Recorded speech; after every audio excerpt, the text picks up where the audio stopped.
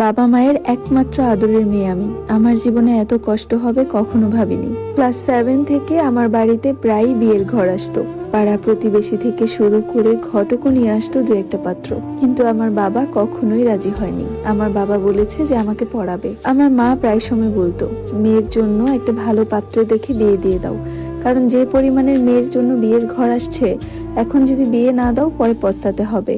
আর তাছাড়া পাড়ার ছেলেরাও ভালো না, বাড়ির পাশে তো দাঁড়িয়ে থাকেই, মেয়ে যখন স্কুলে যায় মেয়ের পিছু নেয়। কিন্তু আমার বাবা কখনোই আমার মায়ের কথা বা পাড়া প্রতিবেশীর কথা কানে নেয়নি। হঠাৎ করেই একদিন বরিশাল থেকে আমার ছোট খালা আমাদের বাড়িতে বেড়াতে আসে। আমার ছোট খালার সাথে সেদিন আমার 3 বছর পর দেখা হয়, যেহেতু ছোট খালা বরিশালে থাকতো আর আমরা থাকতাম কিশোরগঞ্জ আমার বাবার চাকরির সুবাদে।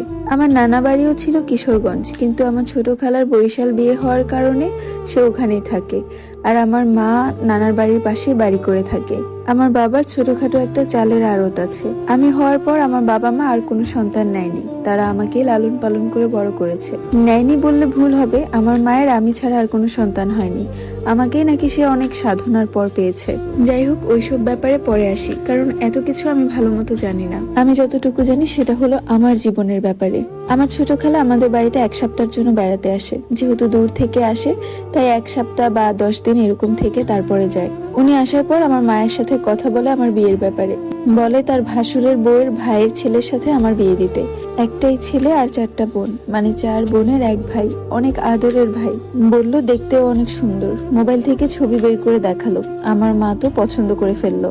আমি সবে মাত্র 10-এ পড়ি। ওই সময় আমাকে বিয়ে দিয়ে দিতে চায় আমার মা। আমার বাবার সাথে বলে যে একটা ভালো পরিবার পেয়েছে, এরকম পরিবার সচরাচর থাকে না, কোনো ঝামেলা নেই, 4 বোনের বিয়ে হয়ে গেছে, শুধুমাত্র ছেলেই বাড়িতে থাকে আর ছেলের মা বাবা, এমন পরিবার খুঁজেও পাওয়া যায় না। আমার বাবাকে এটা সেটা বুঝিয়ে আমার বাবাকে রাজি করালো।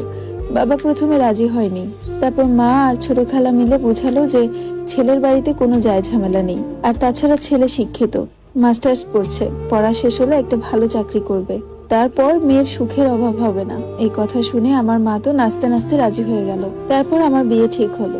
আমার মা 3 দিন পরে আমার ছোট খালার সাথে তার বাড়িতে চলে গেল, যেখানে আমার ছোট খালার 1 সপ্তাহ থাকার কথা ছিল। আমার বিয়ের কথার জন্য আমার মা সহ 3 দিন পরই তারা চলে গেল। আমার মা যে দেখে আসলো ছেলের বাড়ি ঘর কেমন, ছেলের পরিবার কেমন। দেখে এসে আমার মা বলল যে ভালো, ছেলের মা নাকি অনেক ভালো, আমি নাকি একটা ভালো শাশুড়ি পাবো। আর ছেলের বাবার কথা অতটা বলতে পারলো না, কারণ ছেলের বাবার সাথে তেমন একটা আমার মা কথা বলেনি। আমার মা একটু লাজুক প্রকৃতির, পুরুষ মানুষের সাথে কম কথা বলে। যাই হোক, আমার বাবাকে বোঝানো হলো যে আমি খুবই সুখে থাকবো। আমার বাবাও রাজি হয়ে গেল।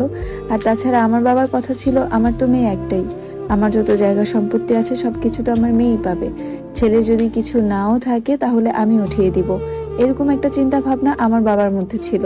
তারপর সবাই মিলে ঠিক করলো 1 সপ্তাহ পর আমার বিয়ে। আর আমরা যেহেতু দূরে থাকি, তাই আমার খালামণি মানে আমার ছোট খালা বলল আমরা যেন তাদের বাড়িতে চলে যাই, ওখান থেকে আমাকে এসে নিয়ে যাবে। আমার বাবা সবকিছু ঠিকঠাক করে টাকা পয়সা নিয়ে চলে যায় ছোট খালার বাড়িতে, কারণ ছোট খালার বাড়িতে যেয়ে আমার বিয়ে দেওয়া হবে।